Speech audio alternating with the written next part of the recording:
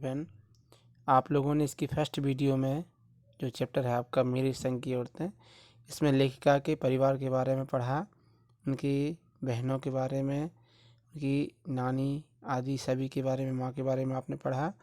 अब हम देखते हैं आगे इसकी सेकंड वीडियो जो है आपकी 15 अगस्त 1947 को देश में जब आज़ादी का जश्न मनाया जा रहा था, तब लेखिका को टाइफाइड बुखार था। डॉक्टर की सलाह के कारण वह बाहर ना जा सकी। उसके पिता ने उसे ब्रदर्स कारामजोब नामक उपन्यास दिया, जिसके कई अंशों को लेखिका ने बार बार पढ़ा। लेखिका अपनी नानी माँ और परदादी के बारे में बताने के बाद अपनी बहनों के बारे में कहती है कि उसकी सबसे बड़ी बहन थी मंजुल, जिसे घर में रानी कहते थे। ठीक है, उसने शादी के बाद मंजुल भगत नाम से लिखना शुरू कर दिया। दूसरे नंबर की बहन ने शादी के बाद मृदुला गर्ग नाम से लिखना शुरू कर दिया। इसके बाद की दो बहनें रेणु और चित्रा लेखन कला है, लेखन कार्य में उससे बची रहीं। सबसे छोटी बहन अचला अंग्रेजी में लिखने लगी तथा छोटा भाई राजीव हिंदी में लिखने लगा। तो ये है उनके परिवार के बारे में। अब हम देखते हैं उनकी तीसरी बहन रेणु बीए नहीं करना चाहती थी, परंतु पिताजी और घरवालों का मन रखने के लिए उसने किसी तरह बीए कर लिया। उनकी बहन रेणु स्वयं कम, दूसरों को ज़्यादा पढ़ाती थी। तो ये कहना चाहिए हर किसी में अपनी वो रहती है योग्यता। तो उनकी बहन में भी यही योग्यता थी कि वह खुद कम, लेकिन जिसको पढ़ाती थी उसे बहुत अच्छे से पढ़ाती थी। तो आप देखिए उसके अपने अंक कम, यानी जब वो परीक्षा देती थी तो उसके खुद के अंक तो कम आते थे, लेकिन पढ़ने वाले जिसको वो पढ़ाती थी, पढ़ने वालों के अंक अधिक आते थे। वह दृढ़ निश्चयी थी। उसने अपनी पसंद के लड़के से ही शादी की।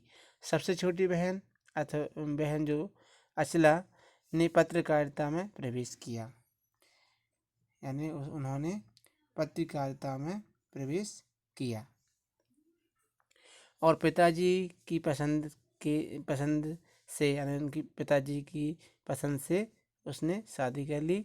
बाद में वह भी लेखन कार्य में संलग्न हो गई, यानी उनका पूरा परिवार जो था सभी लेखन कार्य में जुटे रहे।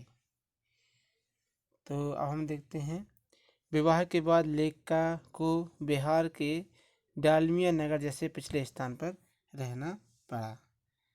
तो इसके बाद लेखिका को कहाँ रहना पड़ा, एक पिछड़ा एरिया था वहाँ पर लेखिका को रहना पड़ा।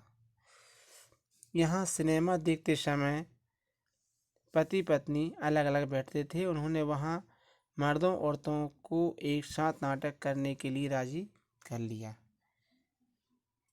तो और नाटकों से अकाल राहत कोष के लिए धन एकत्र किया। इसके बाद लेखिका कर्नाटक के बांगलकोट में रहीं। वहाँ उन्होंने कैथोलिक विश्व से स्कूल खोलने की प्रार्थना की, जिसे उन्होंने अनसुना कर दिया। बाद में अनेक लोगों की मदद से उन्होंने अंग्रेजी, कन्नड़, हिंदी सिखाने वाला स्कूल खोला तथा स्कूल को कर्नाटक सरकार से मान्यता भी दिलाई। लेखिका सोचती थी कि शहर में अकेले मंजिल की ओर बढ़ते जाने का मज़ा कुछ और है। तो ऐसा था लेखिका का विचार। तो अब आप इसे पूरा पढ़ लेंगे। हमने आपको इसका सारांश बताया है और इसके बाद आप लोगों का होमवर्क है कि आप लोग इसके क्वेश्चन आंसर हमें सेंड करेंगे पढ़ने के बाद।